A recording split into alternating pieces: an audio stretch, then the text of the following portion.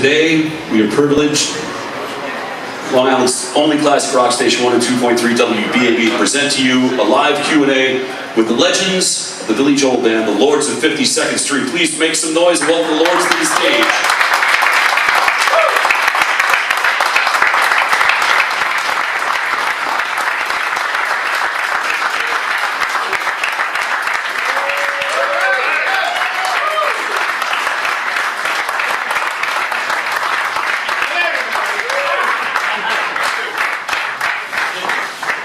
So here we are, ladies and gentlemen, the Lords of 52nd Street, Mr. Russell Chavers, Mr. Liberty DeVito, and Mr. Richie Canale.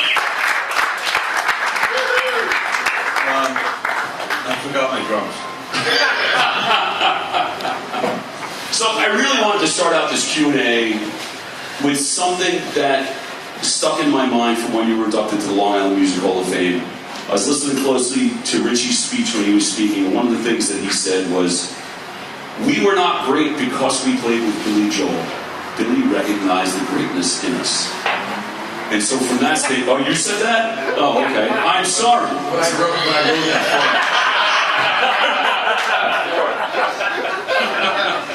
Leave it to me to screw up on the first question. So, but anyway, it makes me ask this question. You guys were a unit before Billy, Topper. And I believe that, Russell, you started that band? I was not Topper. Oh, okay. You could have been. You could have been. Yeah, absolutely. I started off writing songs. I went to a club and saw Liberty playing in the club. And that was it. I said, that is not only the guy that, is going to be the star. It was the same club that Billy used to play in. And seeing both those bands playing in my house over playing, Lib was the guy that jumped out to me. This is that's when we started playing together. But it was all about songs. So I started writing songs and then Liv and Doug. And it just grew into that chemistry. And then Richie came and it was like and the brothers. So now when Billy entered the picture, now he made music before he worked with you guys, but it never went anywhere. There was the hassles, there was Attila. What was different when he worked with you guys? What did you guys bring to the table?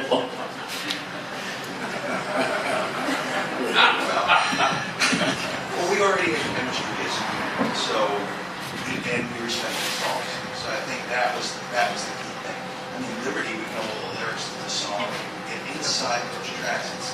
I don't think any of us looked at it like, what can I play to look good. It's always what can I play to bring that song, and we took that throughout the whole thing. I think when Billy was using the studio guys would just like, the drummer would just be the drummer and the guitar player would be the guitar player. But I think when we recorded, we all helped in the production and the arrangements of the songs. Like, we would do a basic track, and if Richie wasn't playing the organ or something like that, the second keyboard instrument, he'd be behind the glass, and he actually would help create drum parts too, and so we were all involved in that kind of thing. That's why it became such a great band, It was innocently a band, and I don't think there was anything that was ever said that, like Lib just said, that somebody would do something. We were just there. We all played. We were in our 20s. What did we know to make music? And that's what happened. We made music, and Billy would have these songs. He would come to A&R Studios, and there'd be maybe a half a song there. By the time we had dinner, it was completed, and we just added the parts, and that's how it happened. So now, you're playing out now as the Lords of 52nd Street, and you were famously given that name in the studio. Who wants to tell us that story? We 52nd Street. The album's called 52nd Street because Billy couldn't think of a name for the second album after The Stranger. So we were thinking Beatles, Abbey Road, because the studio was on Abbey Road, and he goes, well, 52nd Street is where the union was at the time, the Musicians Union. All the jazz clubs used to be down there. Swing Street. Yeah. So we said, why don't we just call it 52nd Street? And the entrance that we used to come in the service entrance to the studio to take the service elevator Which up. is the picture on the record. Right. That's the side where Billy's holding the trumpet. That is 52nd Street. The street was on 7th Avenue and 52nd Street. The building has since been knocked down. But when they listed the guys who played us on the record, Phil called us the Lords of 52nd Street. Now, when you say Phil, you're referring to Phil Ramone. Phil Ramone, yeah, it was great. Yeah, that's good. So he came in once. He had these jackets with the logo on the back, you know, the cross and everything. Oh, so this logo that you have that we see on all the posters for the show that's coming up here at the Space at Westbury on July 1st, that logo is one that Phil gave you on jackets? Well, it's been revamped. Oh, okay. But very close to that. Very close. Yeah, that's what it was. That's what it was, yeah. And we all had jackets. I had lost mine. And I lost mine too. I sold mine in the garage sale. I think my son took mine. He's not copping to that he then lost it. But So now, as guys who grew up around here on Long Island, this is home. What was it like the first time that you guys walked out on stage at the Nassau Coliseum? It was sick. It really was sick. it was pretty amazing. You know, actually, what was sicker than that, than working out, was how many people called for tickets. That probably hasn't stopped, has it? I found out I had cousins I never knew I had before. It was pretty amazing. I mean, think about, and if you do any traveling at all, you know, where we live, this metropolitan area is pretty big. Madison Square Garden, the greatest stage on the planet, and Nassau Coliseum, you know, a good second to it. And here we were, playing this venue, our hometown. I drove by there a million times, going to the beach, going to Jones Beach, and Hempstead Turnpike. That's where I had my yearbook on 12th grade, you know, in grade school, and because this is what I wanted to do all my life. When I was in high school, and I played drums in the school band, not the school band, I hated the school band. Anyway, in a band in school, we played the school dances. People used to write in my yearbook, you know, keep practicing, you keep your head together, you'll play like Nassau Coliseum and Madison Square Garden and all that stuff. And when it happened, to look at the yearbook now, it's like, what? It really did happen. Yeah. So now you guys have also had the chance to play worldwide. Now, in all the places you traveled to while you were playing, which is the place that you really were most impressed by? Which? That place you got arrested in Ohio? Athens, Ohio. Yeah. Because I was in a car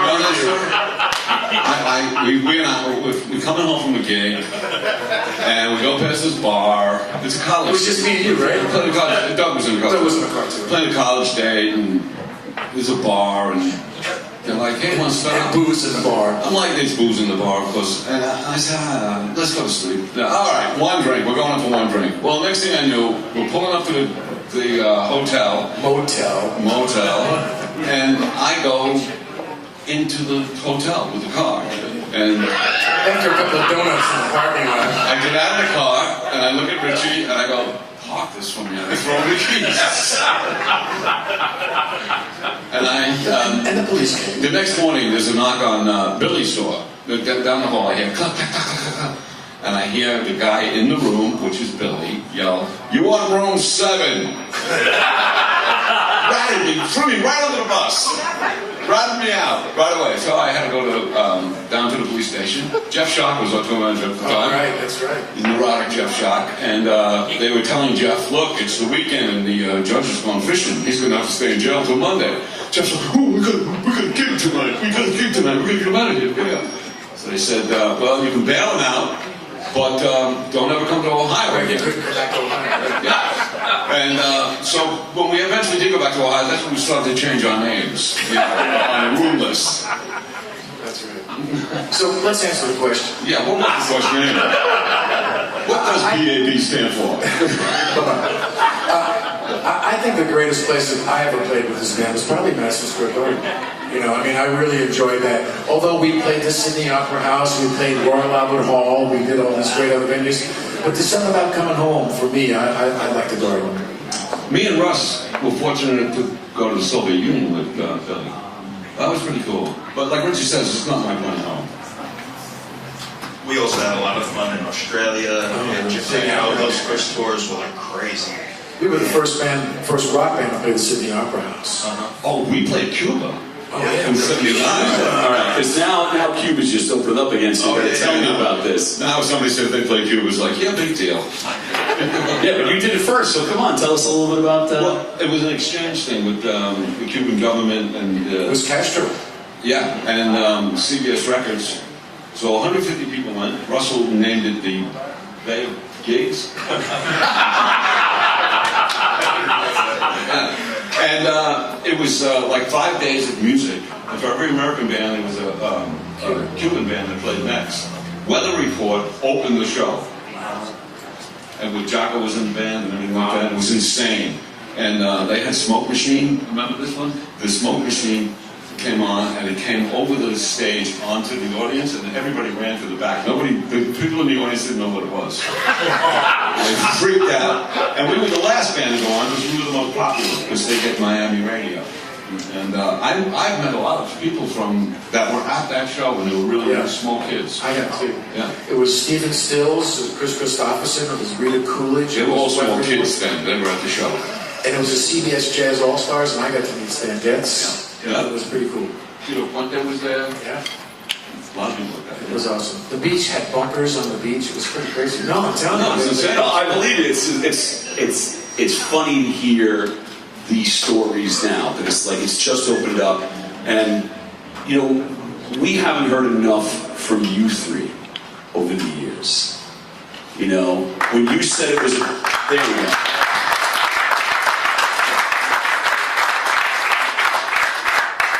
When you say it was a band of brothers, this was a band. So I think it was really great that the Long Island Music Hall of Fame recognized you and inducted you. And then that somehow was the start of you guys playing out again. Yeah, we had a lot of help from Andy Gilmore. Where is he? Andy, where are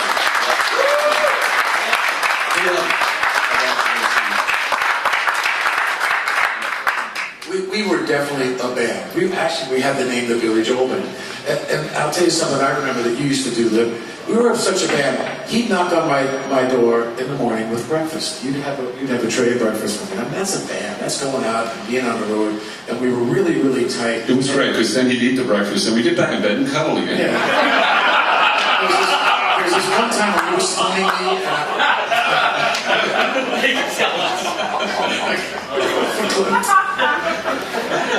Yes, but thank you, Andy Gilmore. Thank you, buddy. Andy, you came up over there. So one thing that leads me to ask with this too. You have another brother who is in the band with you, who no longer with you. Do you feel his spirit with you when you're on stage these days? How is he a part of the Lords of 52nd Street today? Well, for me, anything I do, I think of Doug. Because, you know, he was the one that got us all in the band. He was the first one to get with Billy. And when Billy asked, do you know other guys? He told them about us. So he got us in there, and, you know, everything I do, it's always like, oh, Doug could have been doing this with me. You know, and Russell and Doug went to school together.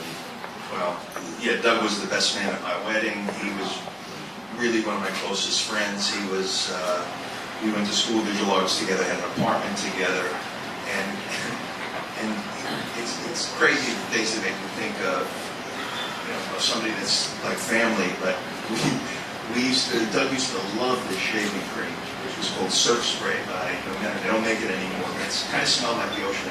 And Doug was, you know, really, you know, a nautical kind of guy. And he loved it. So every time we would see him in the show, we'd buy every can of it that we could. But to this day, I look for a shaving cream that reminds me of that.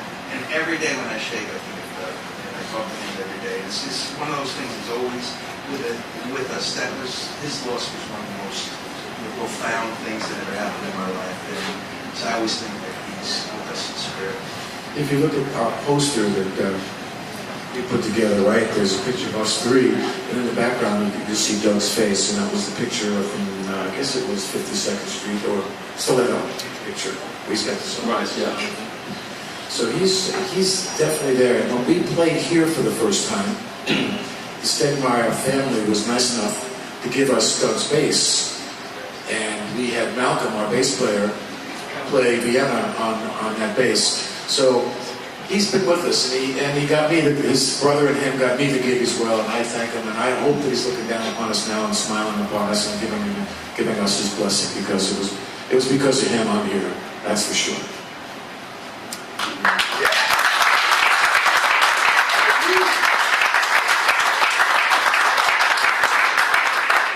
So now you put the Lords back together, you're going out to do shows. How do you pick the song list?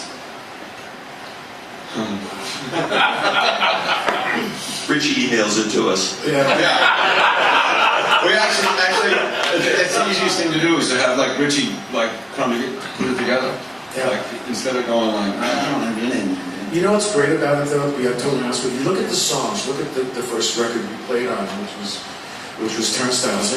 And then you said to me, let's do every song on Turnstiles. We could do that. Yeah. You know? I mean, the song list speaks for itself. And because it's great music. And we're here 40 years later doing this. I mean, that's crazy. That's crazy. And we got Dave Clark, you know, Dave, come on.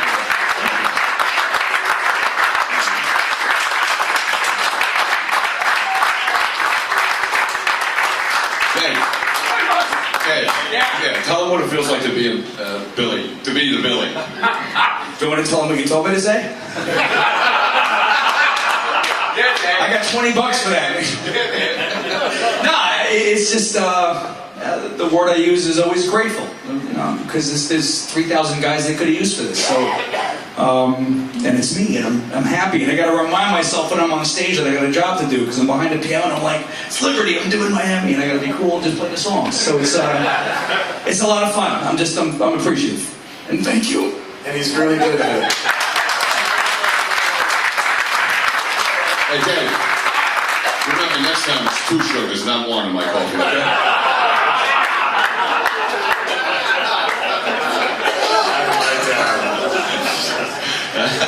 That's the beauty of what's going on up here, too. We used to joke like this when we first started, and we still do.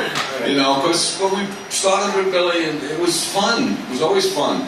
And then one by one, when everybody left, by the time I left, it was like, this is sad, you know? But now it's fun again. It really is fun again. It really is. And I can remember those great times because of the music, because of our personalities and what we did. And of course we miss Doug, and maybe sometime soon Billy will come and play with this band, because this is the awesome band. This is the greatest band. Yeah.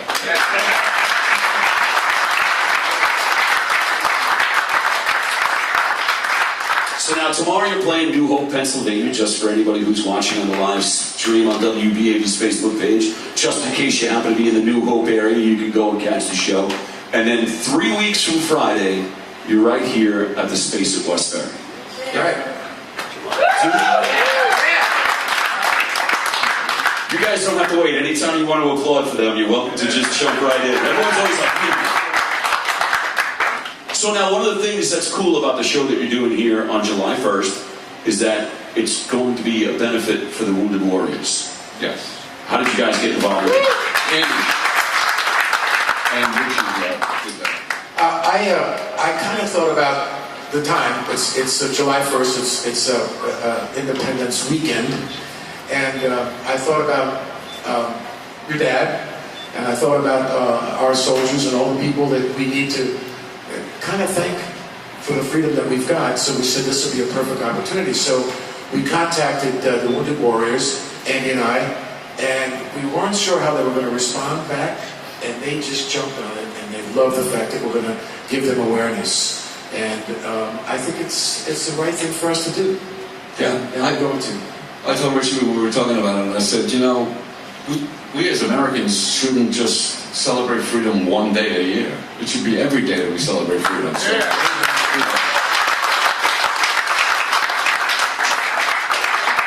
how do you feel about freedom, Russ?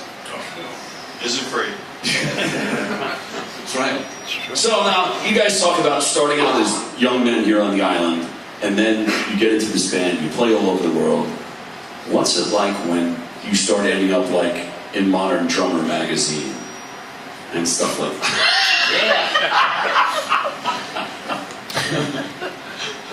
I'm really good friends with guys from Modern Drummer magazine, so. But I flipped through Modern Drummer. When I started, my mother said, go take lessons. So I joined the 6th grade band. I was in the 6th grade band, and I couldn't do the buzz roll. You know that roll that's in the Star Spangled Banner? I couldn't do it. The teacher said, put the sticks down the video, you'll never do anything with the drums. So I got discouraged. And I thought, oh man, this really stinks. So it wasn't until 1964, of course, when the Beatles came on the Ed Sullivan Show. There they were in black and white, my heroes, and I watched as the camera panned and turned around and got to the audience, and all these girls were screaming for these not that good looking guys. And my sister was screaming at a black and white TV with her friends at these not that good looking guys, and they thought, I want to do that. I want to make girls scream. I want to make 1,000 girls scream. I'm still having a hard time making one girl scream, but I'm working on it. I'm working on it. So, so I had to learn myself. So when I see these things about lessons of how you do this and how you do that in the Modern Drummer, it's like, throw it away. Listen to music. Listen to music and learn music. I listen to music when I play along, and I learn to appreciate saxophone. I learn to appreciate drums and guitar and everything. All music. I love music. I like the drums, and I love music. Russ? Yeah, it's kind of funny because we had such a cool mix of people. Some guys like Richie really are studied. To me, I can't read music, but it's all about feel. It's all about interacting with each other. So there's just so many different ways to look at it. And I've been blessed because all the guys that we played with had their own skill sets, and it's just really cool when you mix that all up, and this is what comes out.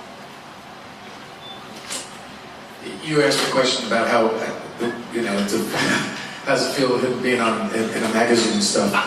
I get all giggly when I see him in a magazine because I go, I know him, But what I keep finding out is how much I don't know, and I'll see myself maybe in some article or something and being one of the most recorded saxophone players in this list of saxophone players, and all I keep thinking about is I'm not even halfway there yet. Not even halfway there yet. And I love the fact of seeing us do all this, and we're just always at the beginning of it. There's always someone right up your butt that's going to be just as good or trying to be just as good. So I'm practicing every day, as we are. I personally think that Richie deserves the recognition, if not more, than Clarence Clemens, because I think Richie did more for Billy than,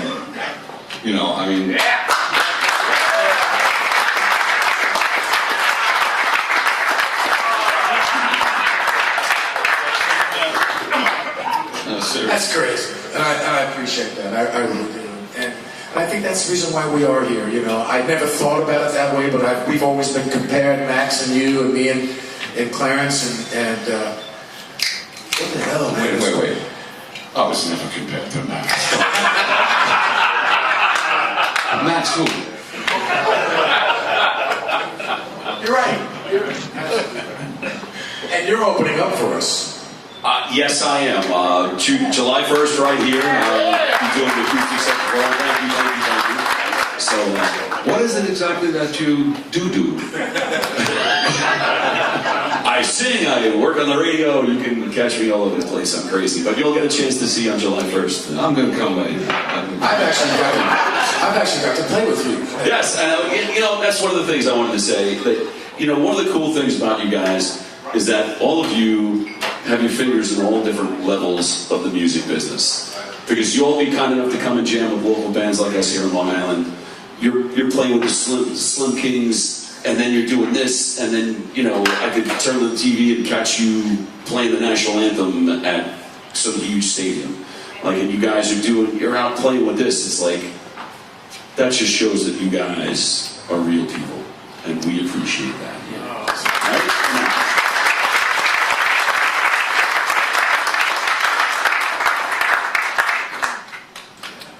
I know, but I'm going to go home and beat my kids. All right, so ladies and gentlemen, the Lords of 52nd Street, Richie Canada, Liberty DeVito, Russell Chatters, please make some noise for them.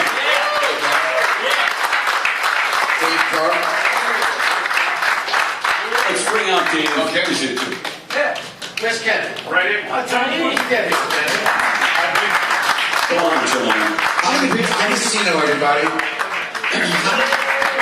How many of you were at the other show we did here? Okay. Did you like it?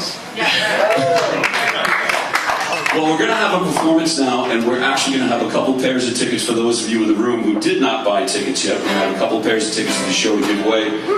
And the gentleman did say that they would be kind enough to sign some autographs and take some pictures. So, yes, I'm just going to have a quick performance. Stand over here and watch. Ladies and gentlemen, it's David Clark, Richie Canada, Ken Sino, the Lords of 52nd Street. We weren't sure what to do because they wanted us to play a song, so we decided to Play Metallica. Is that all right? No, don't stop it. Get their sax. So we're gonna do the extended mind. Want to do that one? Yeah. All right. A version of it, a short version Little of it. Billy Joel song. Okay. Some folks like to get away, take a holiday from the neighborhood. I'm a flight to Miami Beach or to Hollywood. Well, I'm taking a Greyhound on the Hudson River line. I'm in a New York state of mind.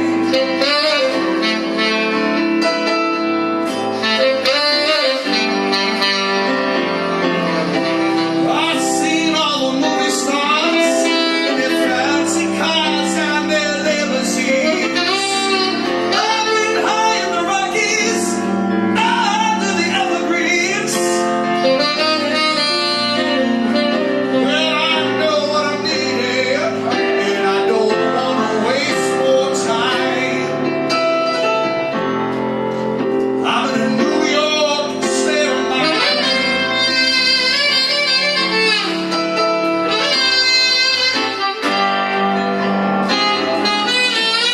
It was so easy living day by day, out of touch with the rhythm and blues. Now all I need's a little give and take. The New York Times, oh, the Daily News.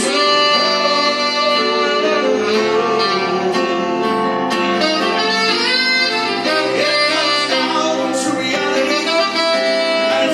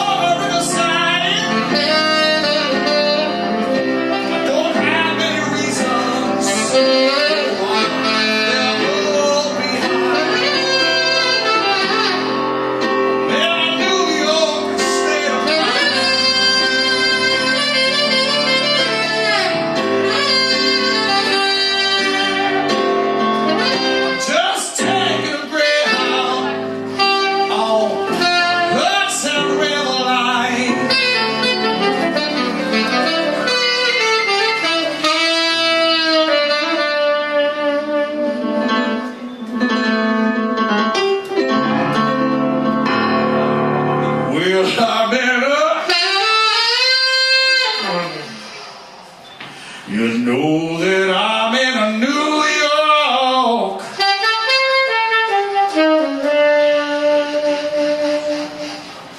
State of